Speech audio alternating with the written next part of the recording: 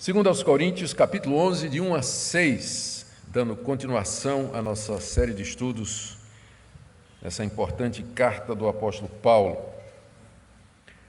Segunda carta de Paulo aos Coríntios, capítulo 11, do verso 1 até o verso 6. Aqui o apóstolo Paulo apresenta mais 4 argumentos pelos quais, ou 4 justificativas pelo fato dele haver se gloriado de ser um apóstolo de Jesus Cristo. Ele já tinha apresentado 2 e apresenta mais 4 aqui. Quisera eu me suportasseis um pouco mais na minha loucura. Suportai-me, pois, porque zelo por vós com zelo de Deus, visto que vos tenho preparado para vos apresentar como virgem pura a um só esposo que é Cristo. Mas receio que, assim como a serpente enganou a Eva com sua astúcia, assim também seja corrompida a vossa mente e se aparte da simplicidade e pureza devidas a Cristo. Se, na verdade, vindo alguém prega outro Jesus que não temos pregado, ou se aceitais espírito diferente que não tendes recebido, ou evangelho diferente que não tendes abraçado, a esse de boamente o tolerais. Porque suponho em nada ter sido inferior a esses tais apóstolos.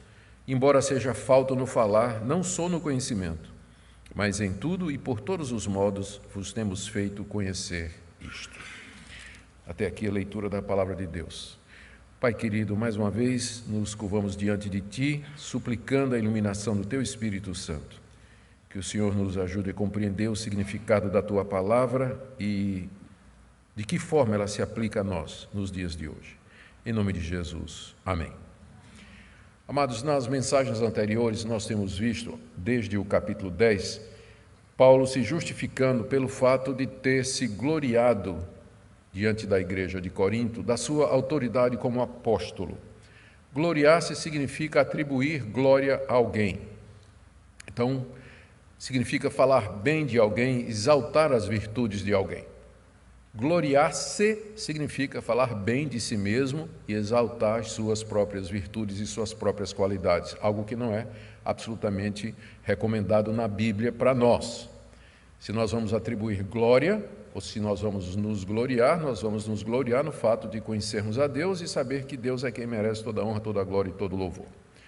Mas forçado pelas circunstâncias, e as circunstâncias eram que um grupo de pessoas se intitulando apóstolos de Cristo estavam entrando na igreja de Corinto, minando a autoridade de Paulo e pregando um outro evangelho e dizendo que eles eram superiores ao apóstolo Paulo. Então, forçado por essa circunstância, o apóstolo Paulo se vê obrigado a se gloriar, a falar dele e colocar a sua autoridade como apóstolo de Jesus Cristo e demandar que a igreja de Corinto, que foi fundada através dos seus esforços, lhe prestem obediência espiritual. Não porque Paulo estava preocupado com a reputação dele, nós já vimos esse ponto com muitos detalhes, mas é que o que estava em jogo era a verdade do Evangelho. Se aqueles falsos mestres fossem bem-sucedidos em denegrir a imagem de Paulo, provar que ele era um apóstolo meia-boca, de segunda categoria, então a mensagem que Paulo pregava sofreria o respingo disso. Porque mesmo que a mensagem seja sempre maior do que o mensageiro, contudo, há uma ligação entre a pessoa do pregador e a mensagem que ele prega. Se ele cai em descrédito, se ele é desmoralizado, então aquilo que ele ensinava sofre o impacto disso. As pessoas se tornam meio céticas ou até se perguntando se realmente aquela mensagem era verdadeira ou não. Então, todo o empenho de Paulo em defender-se, em gloriar-se de ser um apóstolo de Jesus Cristo, com autoridade espiritual, tinha como objetivo preservar a verdade do Evangelho e o trabalho que já havia sido começado naquela igreja. Paulo queria que a igreja não se desviasse da verdade que havia sido ensinada através dele como apóstolo de Jesus Cristo. Por isso que ele havia se gloriado na primeira carta que ele escreveu. Nós vemos isso lá no capítulo 4 e depois no capítulo 9 de 1 aos Coríntios.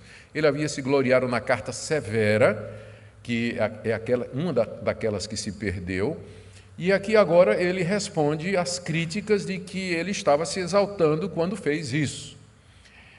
A primeira defesa que ele apresentou, que foi no capítulo 10, do verso 1 até o verso 12, ele disse o seguinte, no verso 8: se eu me gloriar um pouco mais a respeito da nossa autoridade, a qual o Senhor nos conferiu para edificação e não para destruição vossa, não me envergonharei, para que não pareça que é meu objetivo intimidar vocês por meio de cartas.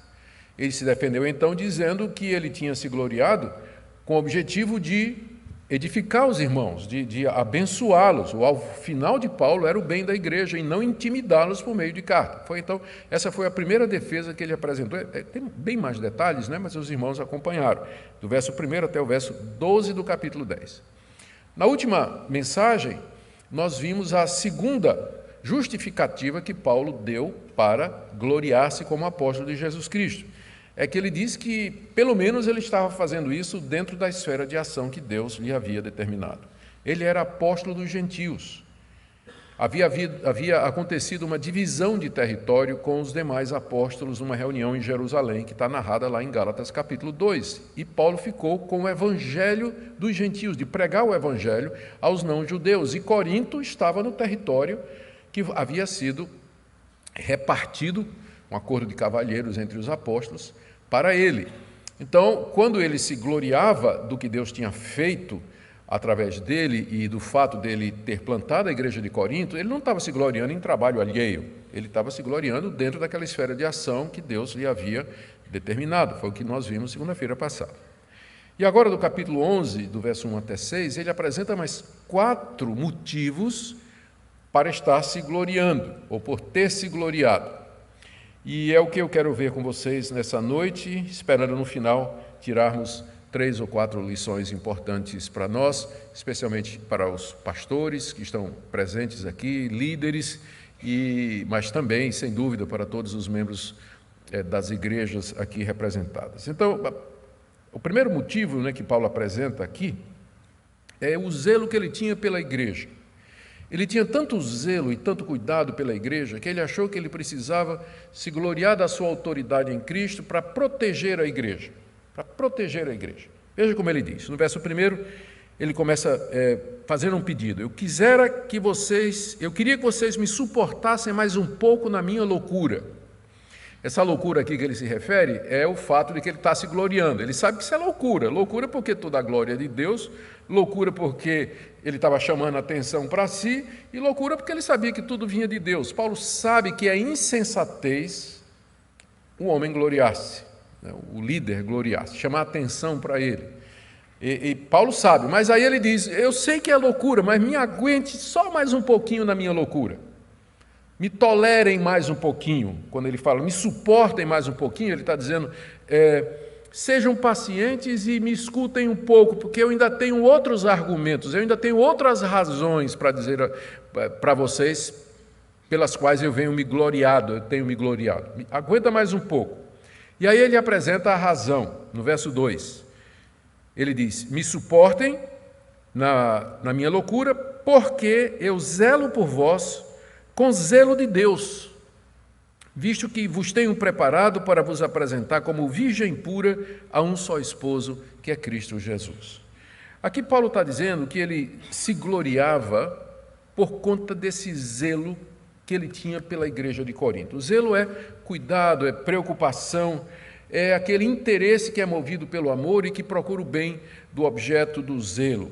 E ele diz que esse zelo que ele tinha pela igreja, ele chama de eu zelo por vós com zelo de Deus, ou seja, um zelo que procede de Deus, que tem origem, força na pessoa de Deus. Ou eu zelo por vocês da mesma forma que Deus zela por vocês. Ou seja, não é nada egoísta, não é nada humano, nem nada pecaminoso, mas é divino esse zelo que eu tenho por vocês. E aí ele diz essa frase extraordinária, meados do verso 2, visto que vos tenho preparado para vos apresentar como virgem pura a um só esposo, que é Cristo. Para a gente entender o que Paulo está dizendo aqui, a gente tem que voltar lá no Antigo Testamento e descobrir como é que os casamentos eram feitos. Naquele tempo os casamentos eram arranjados e até dava certo. Então, muito cedo, uma criança, uma menina, ela era prometida pelo pai em casamento a um outro homem que tinha um filho. Então os casamentos eram arranjados ainda muito cedo. E era responsabilidade do pai da moça zelar pela moça, cuidar dela, protegê-la enquanto ela crescia, para que no dia do casamento propriamente dito, ele apresentasse a moça virgem, pura. Ela não tinha sido tocada por homem nenhum. Ela seria, então, uma noiva, nos termos de Paulo aqui, uma virgem pura. Então, a responsabilidade era do pai. Era a responsabilidade do pai. Tanto é que quando... Veja o que é que podia acontecer. Volta comigo aí, no livro de Deuteronômio.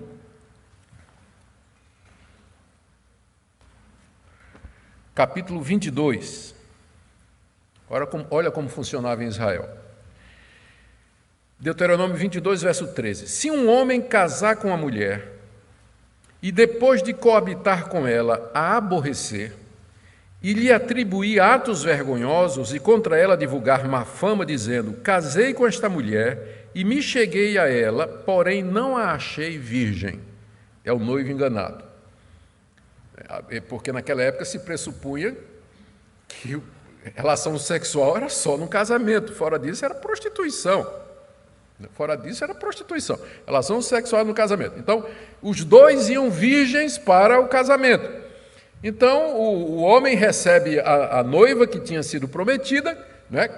Tá pensando que ela é virgem, e aí vai para a noite de núpcias e descobre que a mulher não é virgem. E aí ele fica brabo, porque comprou gato por lebre, né? Por assim dizer.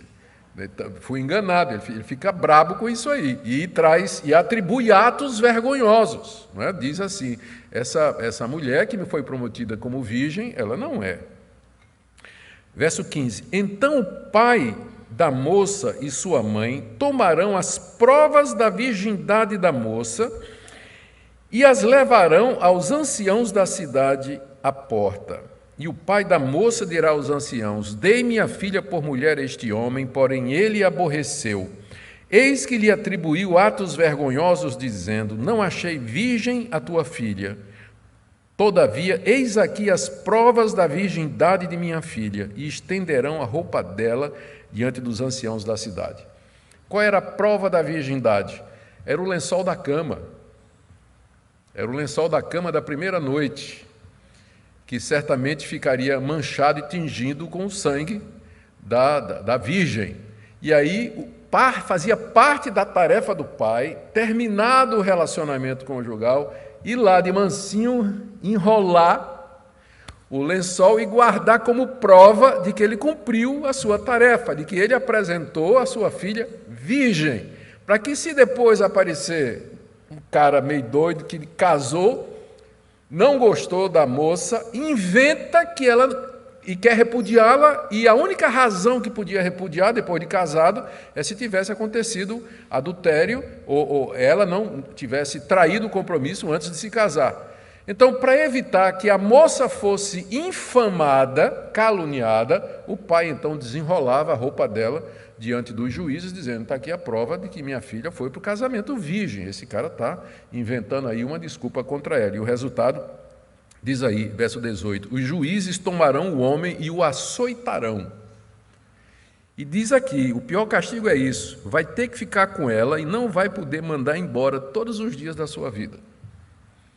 Além de ser chicoteado, vai ter que ficar com ela até o fim da vida. Então, muito cuidado quando levantasse um falso contra uma virgem em Israel. Mas o meu ponto aqui, esqueci do lado pitoresco da história, né, é que era responsabilidade de quem? Do pai. Né? Competia ao pai preparar a filha, preservar a filha, para que apresentasse a filha virgem àquele que a havia desposado no dia lá do casamento. Paulo usa essa figura e ele faz uma comparação. Ele se vê como o pai da igreja de Corinto e que é responsabilidade dele preparar a igreja de Corinto como uma virgem pura para apresentar a Jesus Cristo no dia do casamento, que é o dia da segunda vinda, que sempre na Bíblia é chamado das bodas do Cordeiro. As festas de casamento, quando Cristo voltar, ele vai receber a sua igreja. E Paulo se vê na obrigação de preparar a igreja de maneira que naquele dia, quando Cristo voltar, ele receba uma igreja pura. Uma igreja que não foi contaminada, que não foi maculada através de heresias, de falsos ensinos, de imoralidade e esse tipo de coisa. Paulo então diz, agora a gente pode entender o que ele está dizendo, né? Eu zelo por vocês com o zelo de Deus, e o meu zelo é como um pai que tem a responsabilidade de preservar e guardar sua filha virgem pura para apresentar ao seu marido conforme está prometido.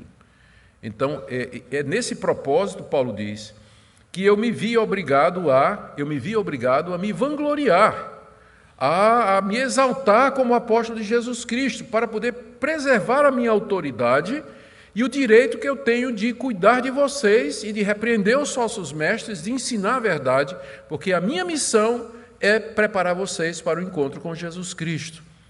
Era assim que Paulo se via como ministro do Evangelho e pastor e fundador da igreja de Corinto. Essa é a primeira razão, então, pela qual ele justifica a sua glória. A segunda razão é que ele tinha receio de que a igreja de Corinto, apesar de todos os seus esforços, se desviasse. Veja o que ele diz no verso 3. Mas, apesar de todo o zelo que ele vem tendo com a igreja, e vocês têm acompanhado, vocês que têm acompanhado a nossa série, vocês veem como foi intensa a relação de Paulo com a igreja de Corinto. Ele viajava para lá, ele escrevia cartas, a igreja mandava carta, e Paulo não queria desistir da igreja, porque ele tinha essa visão, não é? É minha filha que eu tenho que apresentar pura diante de Cristo. Mas tinha hora que Paulo receava que os esforços dele seriam em vão. Olha o que ele diz no verso 3. Receio que assim como a serpente enganou a Eva com sua astúcia, assim também seja corrompida a vossa mente e se aparte da simplicidade e da pureza devidas a Cristo. Aqui Paulo, mais uma vez, está usando como pano de fundo um evento acontecido no Antigo Testamento, e aqui ele está nos remetendo para o livro de Gênesis, que eu queria ler com vocês. Gênesis capítulo 3, do verso 1 em diante. Temos o relato da queda, esse texto que Paulo tem em mente aqui. Mas a serpente, Gênesis 3:1, mas a serpente, mais sagaz que todos os animais selváticos que o Senhor Deus tinha feito, disse à mulher: é assim que Deus disse, não comereis de toda árvore do jardim? Respondeu-lhe a mulher: do fruto das árvores do jardim podemos comer, mas do fruto da árvore que está no meio do jardim, disse Deus, dele não comereis, nem tocareis nele, para que não morrais. Então a serpente disse à mulher: é certo que não morrereis, porque Deus sabe que no dia em que dele comerdes, se vos abrirão os olhos, e como Deus sereis conhecedores do bem e do mal.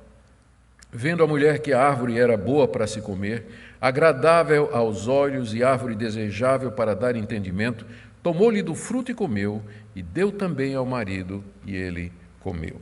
Nesse episódio aqui, narrado no livro de Gênesis, que o apóstolo Paulo toma como literal e histórico, é importante esse ponto aqui. Paulo vê essa narrativa como literal e histórica, a ponto de usá-la como fundamento para uma situação no tempo presente.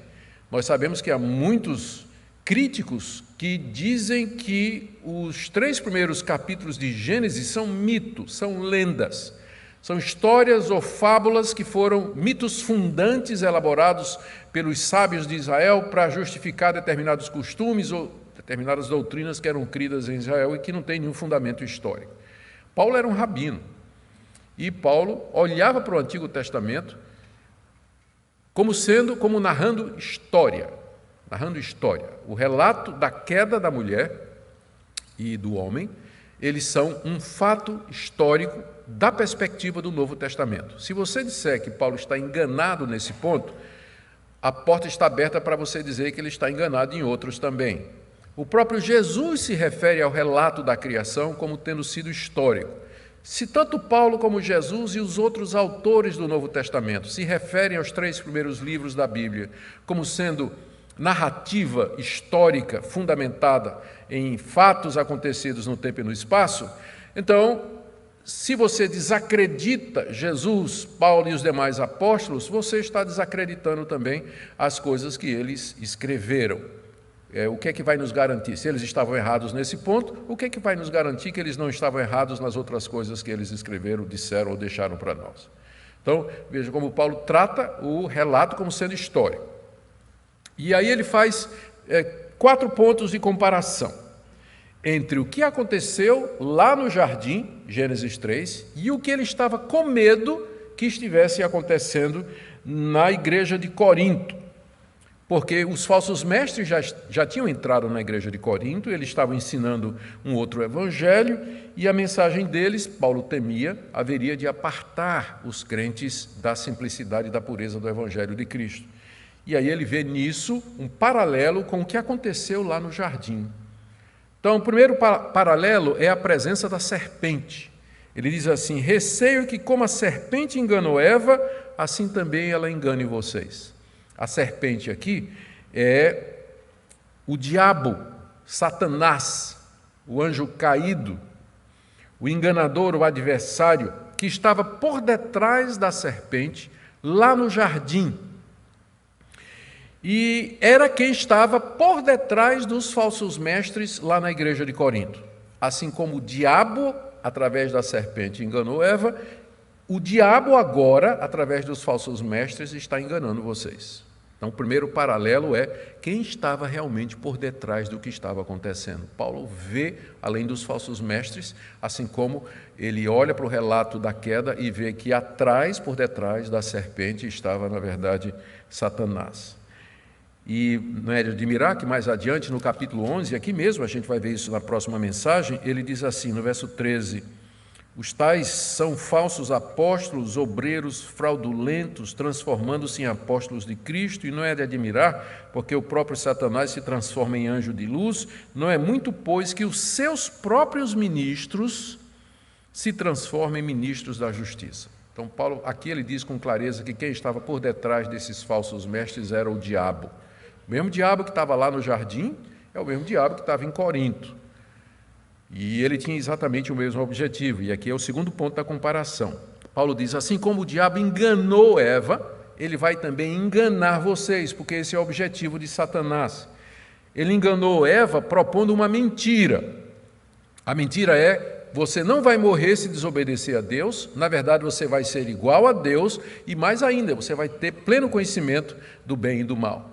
Esse foi um engano que o diabo propôs a Eva. Da mesma forma que ele enganou Eva lá no jardim, ele estava enganando os crentes de Corinto, quando os falsos mestres traziam uma doutrina que não era a doutrina verdadeira, quando eles ensinavam alguma coisa que era contrária à palavra de Deus. Terceiro ponto de comparação é que o diabo usou de astúcia. Veja como ele diz aqui, no verso 3, assim como a serpente enganou a Eva com sua astúcia.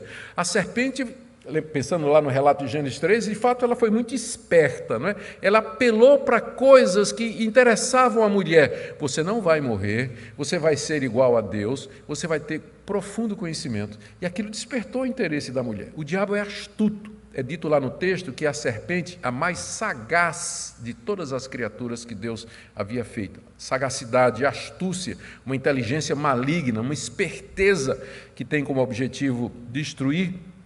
Tudo isso caracteriza o diabo. Então, da mesma forma que com astúcia a serpente tinha enganado Eva lá no paraíso, o diabo, através dos falsos mestres, usando de sutileza e de inteligência, estavam enganando os crentes de Corinto, fazendo promessas que não eram verdadeiras, falando de coisas que Deus nunca tinha falado, dizendo aquilo que não deveriam dizer. O último ponto de comparação é a corrupção da mente. Paulo diz assim, eu temo que da mesma forma que aconteceu com Eva, seja corrompida a mente de vocês. E o resultado dessa astúcia do diabo de usar o engano inteligentemente para enganar Eva, foi que corrompeu a mente de Eva, porque o texto lá de Gênesis que a gente leu, diz assim que a mulher tinha visto a árvore, aquela árvore, não sei quantas vezes já na vida dela, estava plantada lá no meio do jardim. A mulher tinha passado por lá dezenas de vezes, mas agora, depois que ouviu o ensino dos falsos mestres, o ensino do diabo, a mente dela se corrompeu e ela começou a olhar para a árvore com olhos diferentes. Ela viu o que não tinha visto antes. Primeiro, que a fruta era boa para comer. Segundo, que era agradável aos olhos. Ela disse, puxa, eu nunca tinha prestado atenção, mas como é bonito esse fruto. E terceiro, era bom para dar conhecimento. Ela nunca tinha pensado nisso, mas agora a mente dela foi corrompida, os olhos foram abertos, a mente foi corrompida. E o próximo passo foi estender a mão, tomar do fruto, desobedeceu a Deus, comeu e ainda chamou o marido para comer juntamente com ela, e os dois então caíram da graça e com isso precipitaram toda a raça humana no estado de miséria e perdição em que nós nos encontramos agora. Então, da mesma forma que a mente de Eva foi corrompida astutamente pelo diabo, Paulo está com medo de que a mente dos crentes de Corinto sejam corrompidas pelos falsos mestres. Então, você não pense que você pode se expor ao ensino de falsos mestres e esperar que você vai sair intacto, porque o falso ensino, ele corrompe a mente. Ele abre perspectivas novas, nem sempre certas, para que você olhe para aquilo que você se acostumou a ver como verdadeiro de uma outra perspectiva, lançando dúvida e questionando a palavra de Deus. Por isso que a Bíblia é tão intolerante com o falso mestre. Os autores do Novo Testamento, eles são intolerantes com os falsos mestres. Eles não têm nada do politicamente correto, dizendo assim, a gente precisa ouvir o contraditório, a gente precisa dar um espaço, porque são interpretações diferentes, ninguém tem toda a verdade. Não tem nada disso no Novo Testamento. Nada. Sempre o medo é esse aqui. O que aconteceu lá no jardim continuou acontecendo através da história de Israel, continuou acontecendo através da história da igreja e continua acontecendo no dia de hoje. O diabo levantando falsos mestres que, através do engano e usando de astúcia, corrompem a mente dos crentes. E o resultado é isso que Paulo diz aqui no final do verso 3. E se apartam da simplicidade e da pureza devidas a Cristo. Se afastam da simplicidade e da pureza devidas a Cristo. Em outras palavras, o evangelho simples, que fala a respeito de Cristo, sua morte na cruz, a ressurreição de entre os mortos, que nós somos salvos pela fé, mediante a graça de Deus, o puro e simples evangelho de Deus, ele é corrompido por esses falsos mestres que trazem acréscimos, que negam partes desse evangelho, que distorcem os fatos e dão outro tipo de interpretação que não aquele que os apóstolos nos legaram no Novo Testamento. É por esse motivo, com receio de que isso acontecesse, isto é, que os coríntios fossem corrompidos no entendimento pelo ensino, é que Paulo vinha se exaltando e se gloriando, dizendo, eu sou o apóstolo de Jesus, o que vocês aprenderam de mim é a verdade de Deus, e isso que eu ensinei eu não aprendi de homem nenhum, foi Deus que me revelou isso no caminho de Damasco. Então ouçam o que eu estou dizendo. É por esse motivo que ele tinha se gloriado, porque ele não queria que os coríntios seguissem aqueles falsos apóstolos. A terceira razão pela qual ele tinha se gloriado era que, infelizmente, os coríntios já estavam acolhendo esses falsos mestres. Olha o que ele diz no verso 4.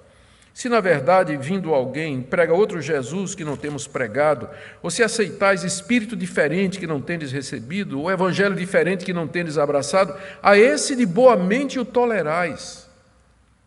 Vocês estão tolerando de boa mente os falsos mestres que chegaram até vocês. Eu fui enviado por Deus a vocês, mas esses mestres chegaram até vocês. E vocês estão tolerando de boa mente. Isto é, vocês estão acolhendo esses mestres nas casas de vocês voluntariamente. Vocês estão dando oportunidade para que eles falem nas reuniões de vocês. Vocês estão contribuindo financeiramente para com eles. Paulo vai voltar a esse ponto mais adiante. E vocês estão ingenuamente acreditando em tudo que eles estão ensinando. Paulo estava indignado com isso, né? Como é que a igreja de Corinto, que tinha sido fundada pela pregação do evangelho puro e simples, agora estava acolhendo ingenuamente esse tipo de gente a ponto de acolher em casa, receber em casa, dar abrigo e ainda contribuir financeiramente. Isso apesar deles estarem ensinando exatamente o contrário do que Paulo ensinou. Veja aqui o que é que Paulo diz no verso 4. Se alguém prega outro Jesus que não temos pregado. Quando Paulo esteve em Corinto, ele pregou a respeito de Jesus, a pessoa de Jesus e a obra de Jesus na cruz e na ressurreição. Aqueles falsos mestres também pregavam sobre Jesus, mas eles tinham uma interpretação diferente.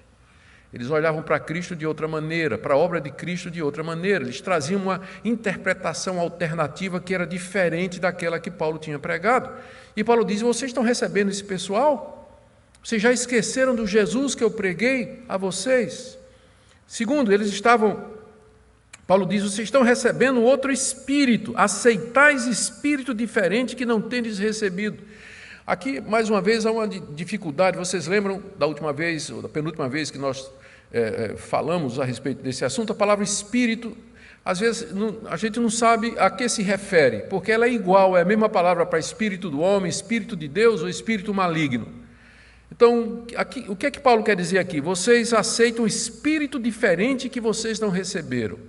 Significa o espírito desses mestres, a atitude deles, que é diferente do espírito que eu tive quando estive aí, desprendido, amoroso, apaixonado pelo Evangelho. Esses mestres estão vindo críticos, rancorosos, fazendo acusações. Eles têm um espírito diferente do meu. Será que é esse espírito que Paulo está se referindo? Ou ele está se referindo ao Espírito Santo? Através da minha pregação, vocês receberam o Espírito Santo de Deus. E que Espírito é esse que vocês estão recebendo através dessas pessoas? Não pode ser o Espírito Santo, porque o Espírito Santo glorifica Cristo. E o que eles estão trazendo é outro Evangelho, e não é Jesus Cristo. O que quer que seja, fica difícil tomar uma decisão aqui, tanto é que a maioria das versões opta pelo Espírito com E maiúsculo. E eu encontrei somente uma versão em português que optou pelo Espírito com E maiúsculo, todas optam pelo minúsculo, dizendo que é atitude. Vocês estão recebendo esses caras que têm uma atitude diferente da minha quando eu estava aí, que eu creio que então é a melhor interpretação da passagem. E por fim ele diz: vocês também estão recebendo um evangelho diferente que vocês abraçaram. A história da redenção contada de outra maneira, a história dos atos de Cristo interpretados de outra maneira. E Paulo então está indignado. Eu cheguei, preguei o Evangelho a vocês, preguei a Cristo, vim com o espírito correto diante de vocês, de amor, renúncia, não pedi um tostão a vocês, e Paulo realmente não pediu dinheiro à igreja. Ele se sustentou durante o tempo que ele estava em Corinto. Ele amou os coríntios, recebeu aquele pessoal que vinha de todas as classes e categorias e vida social diferente, formou a igreja e ensinou para eles o Evangelho. E agora, para a tristeza dele, ele vê aquela igreja receber um outro Cristo, um outro Evangelho, através de mestres que tinham um outro espírito e uma outra atitude. Ele partiu o coração. Por isso Paulo diz: eu tinha que me gloriar, eu tinha que enfatizar e reafirmar a minha autoridade, para que não perdesse o trabalho que foi feito aí. Eu tinha que me contrapor à astúcia e engano satânico desse pessoal. Vamos agora para a última razão que Paulo diz, que Paulo coloca para ele ter se gloriado. Só recapitulando, ele tinha se gloriado em primeiro lugar porque ele zelava pela igreja como o pai de uma virgem prometida em casamento. Segundo, ele tinha se gloriado porque ele tinha medo de que, assim como a serpente enganou a Eva lá no jardim, haveria também de enganar e corromper a mente dos cristãos ali em Corinto. Em terceiro lugar, ele tinha se gloriado porque ele estava indignado com o fato de que a igreja de Corinto estava recebendo mestres que ensinavam outro evangelho, um outro Cristo, com um espírito completamente diferente daquele que Paulo tinha apresentado quando estava lá. Em último lugar, Paulo diz: eu não sou inferior a essas pessoas, e eu precisava dizer isso. Quando Paulo se gloriava, ele se gloriava em contraste àqueles mestres, dizendo assim: eu não sou inferior para eles, está aí nos versos 5 e 6, porque suponham em nada ter sido inferior a esses tais apóstolos.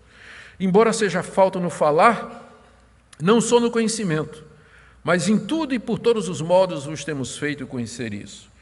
Aqui nós temos uma dificuldade de interpretação logo no verso 5.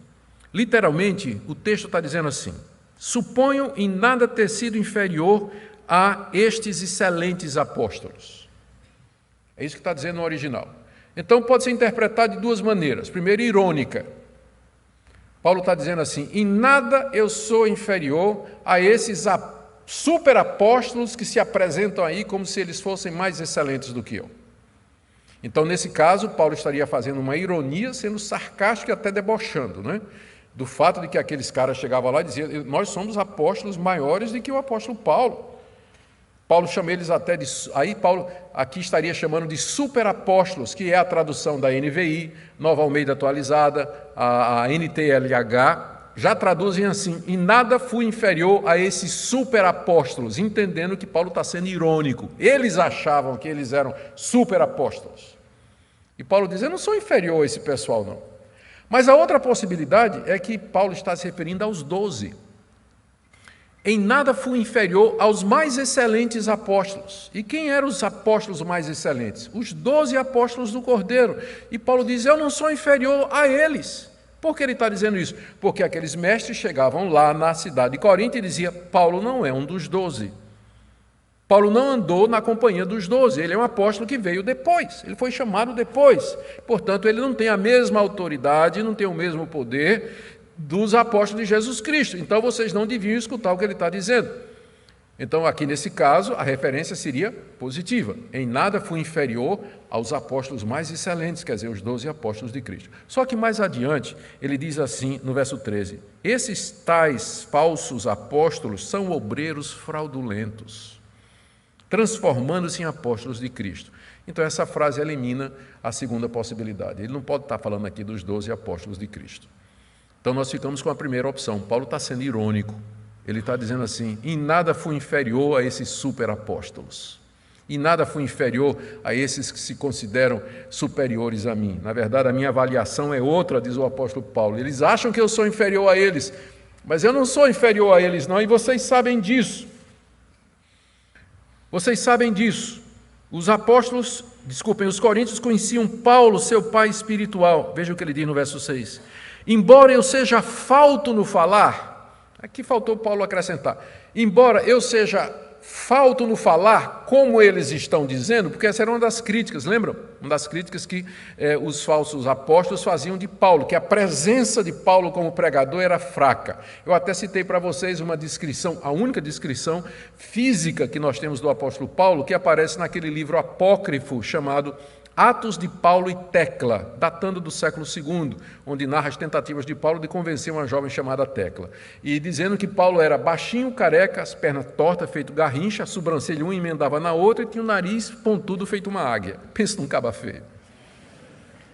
Então os críticos acusavam Paulo de que a presença dele, o discurso dele, a retórica dele era fraquinha, pregador michuruca, não impressiona ninguém. As cartas eram poderosas, mas a presença, a pregação... E aqui Paulo pega isso aqui e diz: ainda que eu seja rude no falar, não que ele fosse, ele não era, né? Paulo não era, mas ele diz: ainda que eu seja rude no falar, como vocês dizem que eu sou, todavia não sou no conhecimento.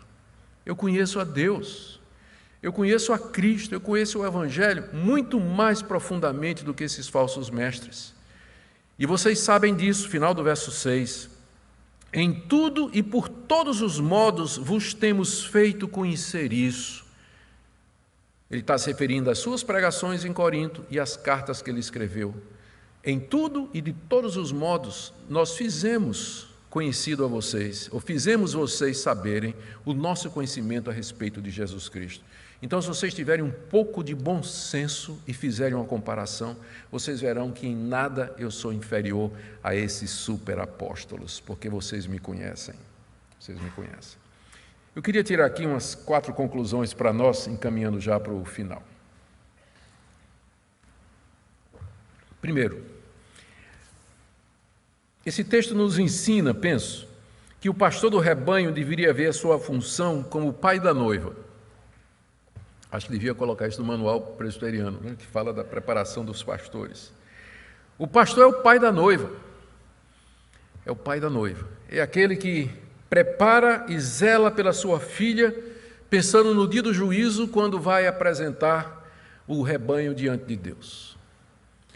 E nesse propósito, ele deveria se esforçar no cuidado pastoral, espantar os falsos pretendentes, que são os falsos mestres que vão aparecer com sedução e propostas indecorosas, segurar a filha e afugentar tudo aquilo que venha corromper a pureza da igreja. Pastores deveriam se ver como o pai da noiva, que tem que apresentá-la como a virgem pura a um marido ao qual já está desposado. Só um detalhe aqui. Vocês perceberam que Paulo fala em termos coletivos. Ele diz assim, Paulo diz, eu tenho que apresentá-la como uma virgem pura a Jesus Cristo, ou seja, só existe uma igreja. Ele não está falando em apresentar indivíduos. Eu creio que isso aqui é uma lapada nos desigrejados. Não é? Ele vai apresentar uma igreja, que é a noiva de Cristo. Não está falando em apresentar fulano de tal, desigrejadamente, separadamente. Mas tem uma igreja que ele vai apresentar. Segunda lição que nós tiramos aqui é que o trabalho dos pastores e líderes é, na verdade, uma batalha espiritual. Paulo olhava para os falsos mestres, para aquela situação em Corinto, e ele via por detrás a presença do mesmo diabo que estava lá no jardim enganando Eva. Então, o trabalho pastoral não é simplesmente um trabalho que pode ser feito por qualquer pessoa de qualquer maneira, mas há uma dimensão sobrenatural, espiritual na igreja que não pode ser ignorada. Por detrás de cada erro, por detrás de cada tensão, por detrás de cada problema, existe um inimigo querendo corromper a pureza da igreja, querendo dividir a igreja, tirar a paz da igreja. E os pastores precisam estar alertas para isso. Infelizmente, hoje, quando os pastores pensam no diabo, pensam só em termos de possessão demoníaca. O diabo existe, sim, ele está atuando, sim, em quê? Não, possessão demoníaca. O devorador que está destruindo aí o dinheiro do pessoal que não dá o dízimo e todo esse tipo de coisa. Mas existe uma dimensão muito mais eficaz e perigosa no trabalho do diabo, que é corromper a mente através do engano, com astúcia. Então é isso que a luta é pela mente, gente. A luta é por isso aqui, pelo entendimento. É aqui que Satanás ataca. E ele levanta falsos mestres com astúcia e com sutileza para corromper o entendimento dos cristãos e desviá-los da simplicidade do Evangelho. Então, existe uma luta espiritual acontecendo e os pastores, então, precisam de discernimento, oração, usar as armas espirituais nessa batalha contra o mal. Terceira lição, que eu não queria ter que trazer. Existe uma possibilidade real de crentes se desviarem da verdade, do Evangelho, e se perderem. Se não houvesse essa possibilidade, Paulo não teria dito o que ele disse. Eu receio que, como o diabo enganou Eva, ele engane também a vocês.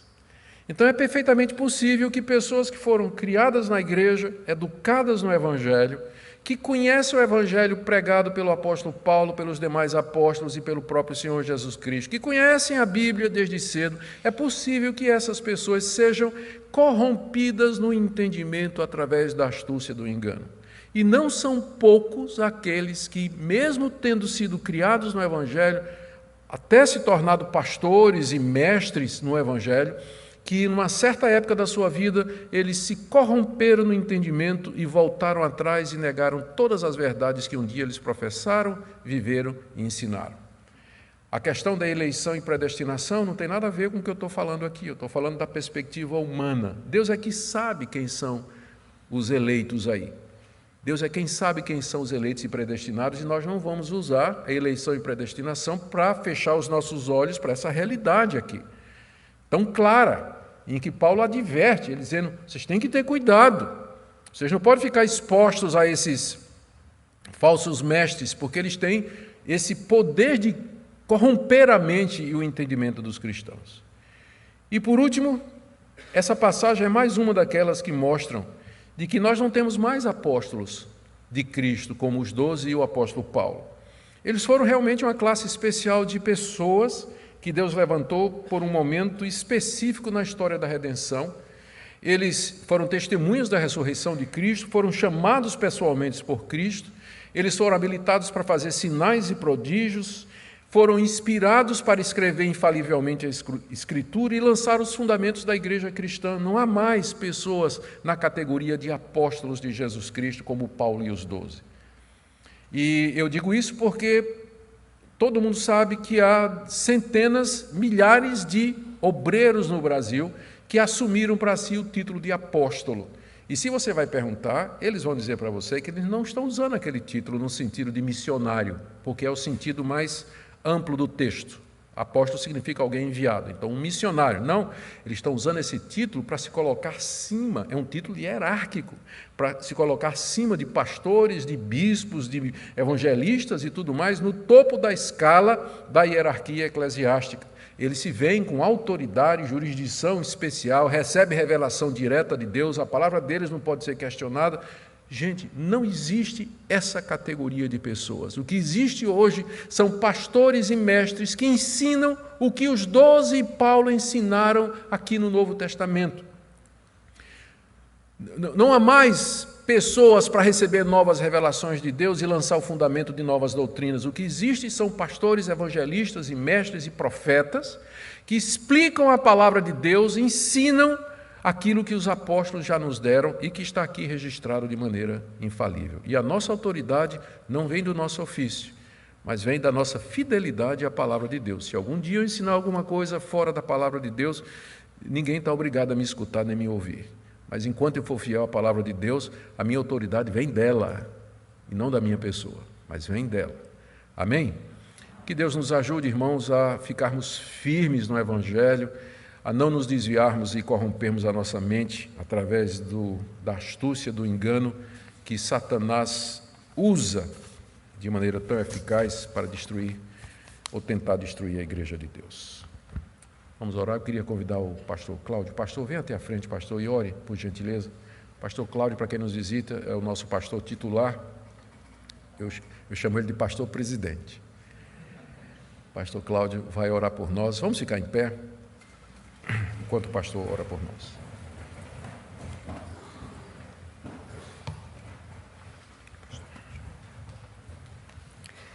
Oremos, irmãos.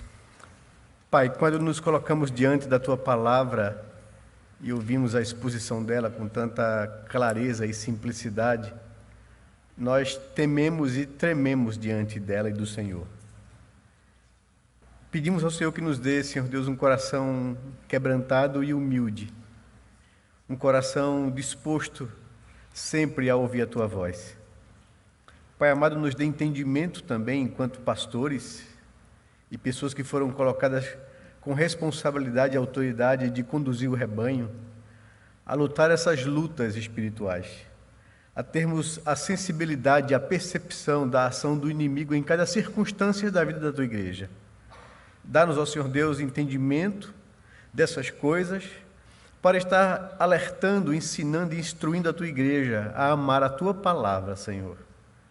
Livra-nos de todo mal, guarda os nossos pés, as nossas mentes, para que não sejamos seduzidos pelo inimigo. Dá que possamos permanecer firmes, ó Senhor Deus, em obediência à Tua palavra, em amor pelas Tuas coisas, querendo fazer a Tua vontade. Perdoa os nossos pecados, ó Senhor Deus. Perdoa as displicências espirituais. Dá-nos um coração zeloso, como o apóstolo Paulo declara, com zelo de Deus pelo Teu Evangelho e pela Tua igreja, pela Tua noiva. Fica conosco, Senhor Deus, e faz com que possamos levar essa palavra em nosso coração com muito temor e tremor e viver o Evangelho, Senhor Deus, de forma tal que o Senhor tenha prazer em nossas vidas. É o que nós Te pedimos em oração, gratos ao Senhor por Tua palavra, em nome de Jesus, Pai. Amém, Senhor Deus. Amém.